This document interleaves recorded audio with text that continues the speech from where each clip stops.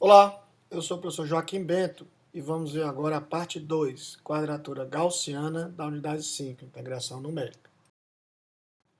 Bom, relembrando então a outra família de métodos que acabamos de ver na parte 1, que são as fórmulas de Newton-Cotes, nós estudamos a fórmula para o trapézio, para 1/3 de Simpson e para o 3/8 de Simpson.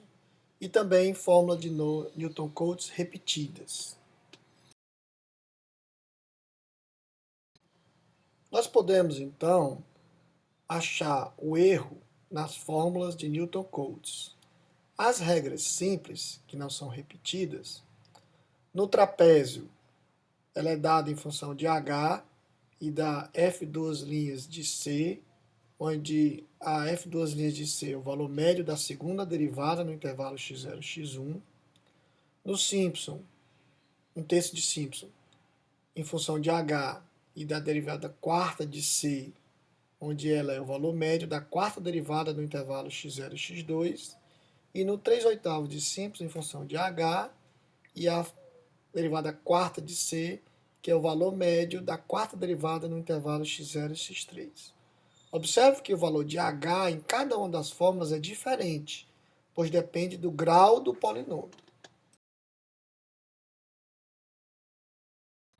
No caso do erro nas fórmulas de Newton-Cotes repetidas, o erro no trapézio repetido depende de h e da derivada segunda de Qc, que é o valor médio da segunda derivada no intervalo x0 e xm, e a 1/3 de Simpson repetido e a 3/8 de Simpson repetido depende de h e da derivada quarta de Qc, onde ela é o valor médio da quarta derivada no intervalo x0 e xm. Observe que o valor de h em cada uma das formas é o mesmo, para o mesmo valor de m, no número de subintervalos. Se trocarmos o valor médio pelo valor máximo, obtemos então um limite superior para o erro, onde, no caso do trapézio repetido, ele é menor ou igual a uma expressão que depende de h e de m2, onde m2 é o valor máximo da segunda derivada no intervalo x0 e xm, e no 1/3 de Simpson repetido e no 3/8 de Simpson repetido, é menor ou igual a uma expressão que depende de h e do m4, onde o m4 é o valor máximo da quarta derivada no intervalo x0 e xm. Bom, a regra do trapézio ela fornecerá um resultado exato se a função f de x a ser integrada for linear, porque a derivada segunda do QC é igual a zero. Apesar da regra de 1/3 de Simpson aproximar a função f de x a ser integrada por um polinômio de grau 2, ela fornecerá um resultado exato quando o f de x for um polinômio de grau até 3, pois a derivada quarta de Qc é igual a zero. Então, como exemplo, se formos calcular pela regra de 1/3 de Simpson repetida, com m igual a 2 subintervalos a integral dada por essa expressão x3, se nós aplicarmos a regra 1/3 de Simpson, nós vamos chegar a uma integral de Simpson repetida igual a 112. Se você fizer a integral analítica, o valor também vai dar 112, ou seja, não há nenhum erro cometido. Por quê? Porque a função f de x é de grau 3. Então, os métodos de Newton-Cotes têm essas limitações, ou seja, eles só fornecerão o resultado exato dependendo do grau da função f de x que você vai fazer na integração. Além disso, a regra 1/3 de Simpson apresenta o menor erro para o mesmo número de subintervalos m. Então, se formos calcular a integral de 1x dx de 1 a 7 pelas regras de Newton-Cotes repetidas com m igual a 6, você vai calcular o h, a tabela, e aí você vai ver na tabela que tem as integrais e os erros, que o erro cometido na 1/3 de Simpson é menor do que o erro cometido na trapézio e também na 3/8 de Simpson, considerando Newton-Cotes repetidas.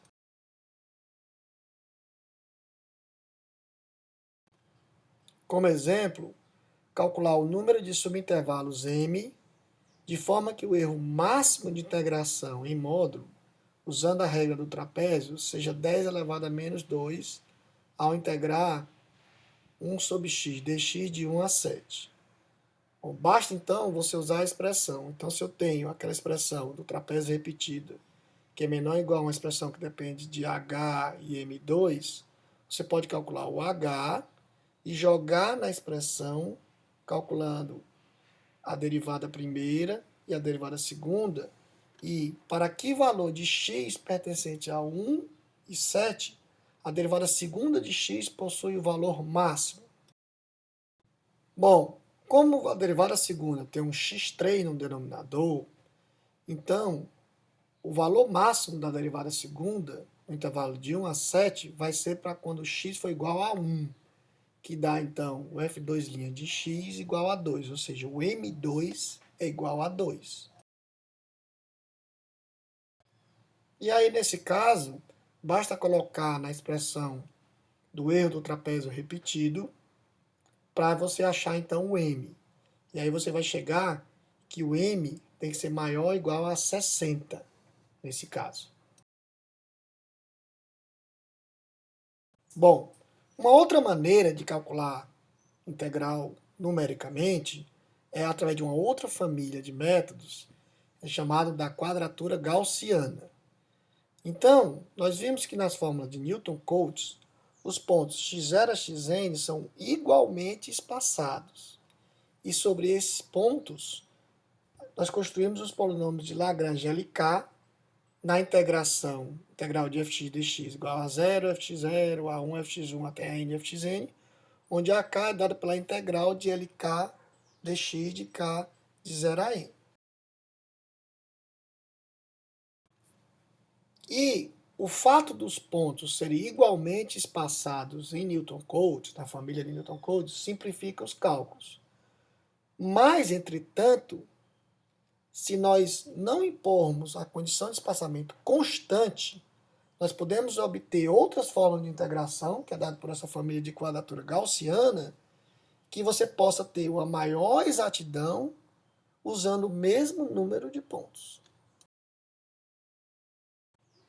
Então, os métodos de quadratura gaussiana ainda vão possuir a mesma forma, integral de fx dx igual a 0 fx0, a 1 fx1 até a n fxn, onde o ak é a integral de LK de x dx com k de 0 a n, mas que agora elas são exatas para polinômios de grau menor ou igual a 2n mais 1, o que é uma coisa muito interessante. Vamos então entender como isso funciona para uma fórmula para dois pontos com n igual a 1 e depois a gente vai generalizar.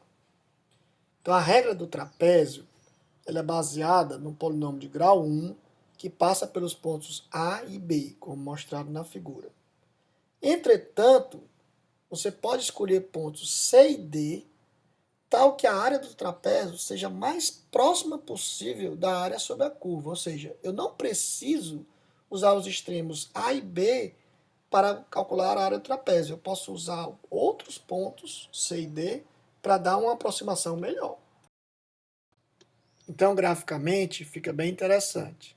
Se eu tiver, então, dois pontos e esta curva que passa por esses dois pontos, então, pela regra do trapézio, a área que eu vou calcular é essa marcada aí, rachurada.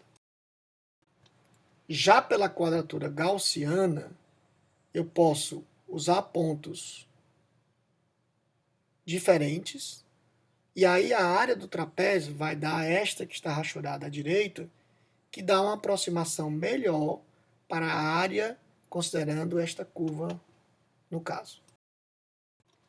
Então, para o n igual a 1, nós precisamos descobrir os valores de x0, x1, a0 e a1, tais que a integral de fx dx igual a a0 f de x0 mais a1 f de x1, e que ela seja exata para polinômio de grau menor ou igual a 3.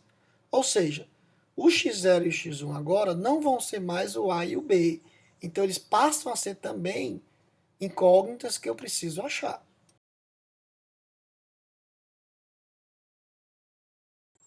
Para facilitar os cálculos, nós iremos considerar um intervalo AB de -1 a 1, para ser uma coisa mais parametrizável, mais fácil de você calcular.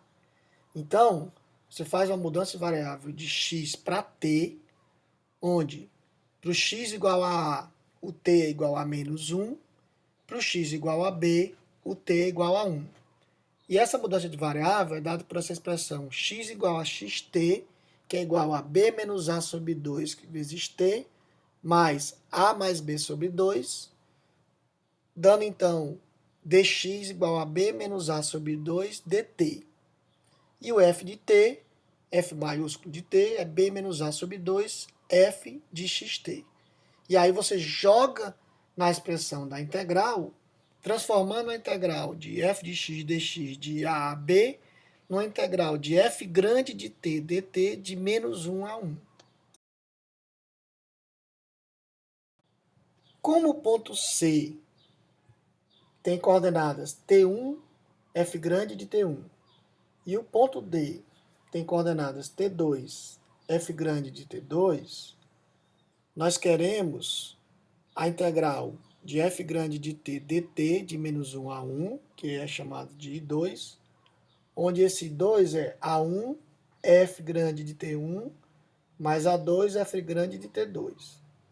E como f grande de t é igual a b menos a sobre 2 f de xt, e o xi é o x de ti, então o I2 vai ser dado por b menos a sobre 2, que multiplica A1 f de x1 mais A2 f de x2. O problema, então, agora é encontrar valores de T1, T2, A1 e A2 que tornem a exatidão o maior possível. Lembrando que, nesse caso, deve ser exato para polinômio de grau até 3, ou seja, menor ou igual a 2n mais 1. Então, nós temos 4 incógnitas e 4 equações. Uma equação para cada grau, onde o f grande de t é igual a t elevado a k, para o k igual a 0, 1, 2 e 3. E aí, para construir as equações, nós vamos impor que o I2 seja igual à integral analítica de f grande de t.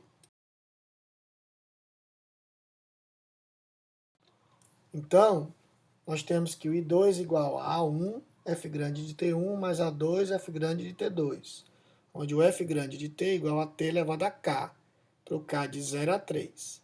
Então, para o k igual a 0, a f grande de t é igual a 1, porque é t elevado a 0, que dá 1. Então, a integral de -1 a 1 de 1 dt é igual a 2, que é igual a A1, que multiplica 1, mais A2 igual a 1. É a primeira equação. Para k igual a 1, nós vamos ter que o f grande de t é igual a t, porque vai dar t elevado a 1, porque o k é igual a 1. Então, a integral de -1 a 1 de t dt vai ser igual a 0, que é igual a 1t1 mais a 2t2, a minha segunda equação. Para o k igual a 2, eu vou ter que f de t igual a t ao quadrado, porque o k é igual a 2. Então, a integral de -1 a 1 de t ao quadrado dt vai dar 2 terços, que é igual a 1t1 ao quadrado mais a 2t2 ao quadrado, que é a minha terceira equação. Fica faltando só a quarta.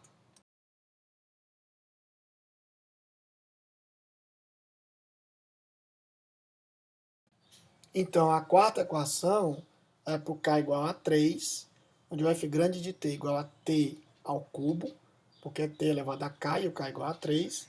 E a integral de -1 a 1 de t ao cubo dt dá 0, que é igual a 1 t ao cubo mais a 2 t2 ao cubo. Então, você tem um sistema de equações com 4 equações, onde a solução desse sistema vai dar que o T1 é igual a -1 sobre raiz de 3, que é aproximadamente igual a menos 0,5774. O T2 dá 1 sobre raiz de 3, que é aproximadamente 0,5774. O A1 é igual a 1 e o A2 é igual a 1.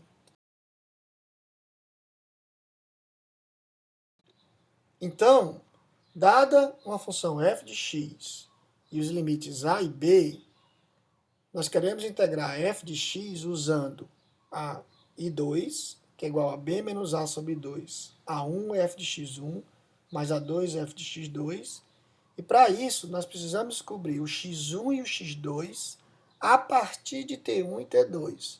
Então, o x é igual a xt, que é b menos a sobre 2 vezes t, mais a mais b sobre 2, onde o t1 é igual a menos 0,5774 e o t2 é 0,5774. Então, calcula f de x1 e f de x2, e juntamente com a1 igual a 1 e a2 igual a 1, e descobre-se o valor de i2.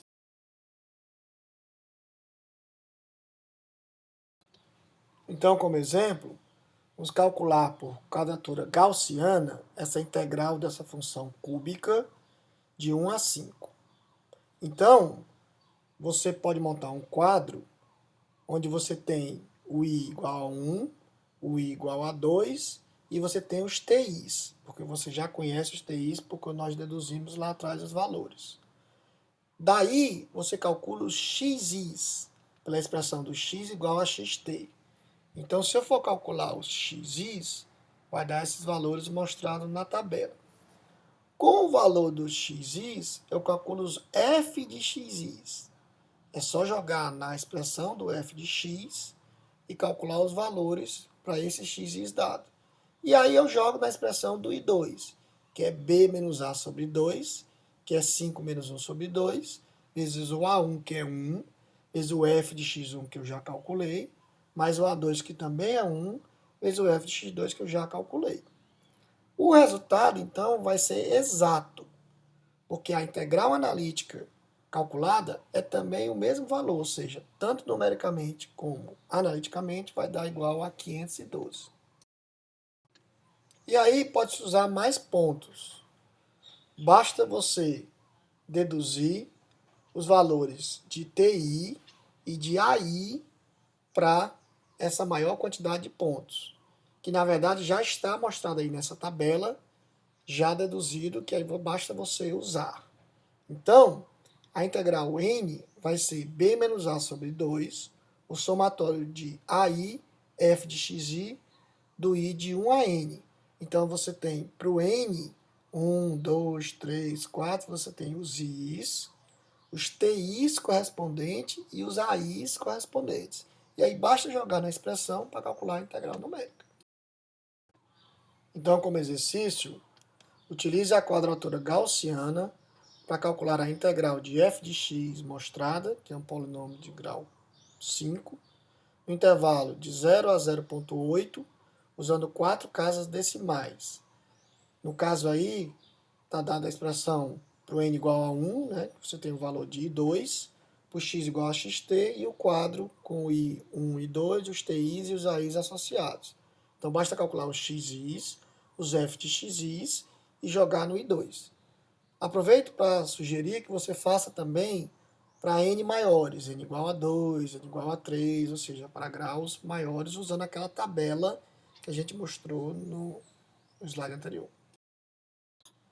Então, como vantagens em relação à família dos métodos de Newton-Cotes, a família das quadraturas gaussianas, elas fornecem uma maior exatidão no cálculo da integral numérica, usando o mesmo número de pontos que os métodos de Newton-Cotes usariam. Como desvantagens, as quadraturas gaussianas precisam calcular os TI's e os AI's, ou seja, resolver sistemas de equações, ou seja, mais complexo que o Newton-Cotes, apesar de que você pode usar a tabela já calculada. E o custo de cálculo é um pouco mais elevado, ou seja, você tem um custo maior para o cálculo da integral numérica.